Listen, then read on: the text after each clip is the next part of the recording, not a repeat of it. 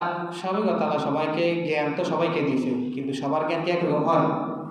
কেউ পরিশ্রমে তার সফলতা অর্জন করতে পারে, কেউ থাকে আল্লাহ প্রদত্ত কিছু, তার একটু এক্সট্রাঅর্ডিনারি কোনো কিছু থাকে যেটা দ্বারা সে কী করতে পারে, জীবনে সফলতা অর্জন করতে পারে। এটা মনে করবেন না যে আমার কাছে জ্ঞান আছে আমি সফল হয়ে গেলাম, না, আপনি জ্ঞানটাকে ব্যবহার করতে হবে। আমি সবসময় কথাটা বলে থাকি, শুনেন আপনারা, যে যদি আপনার কাছে রোল নাম্বার যে 1 আছে রোল নাম্বার, সে যে সফল হবে এটার কোনো গ্যারান্টি নাই।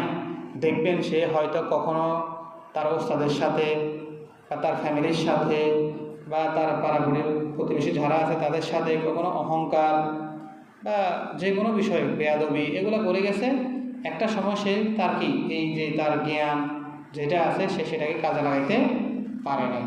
তাহলে কখনোই কোনো কিছু নিয়ে কী করা যাবে না, অহংকার করা যাবে না। আমরা আমাদের সর্বোচ্চ দিয়ে পরিশ্রম করার চেষ্টা করব। পরিশ্রম আপনাকে আপনার সফলতার দ্বার প্রান্তে নিয়ে যাবে। কথা বলছেন কি না? কথা বলছেন? তাহলে পরিশ্রম না করলে আপনি কোনো দিকে যেতে পারবেন না, সফল হতে পারবেন না। সফলতার মূল মন্ত্র হচ্ছে কি? পরিশ্রম।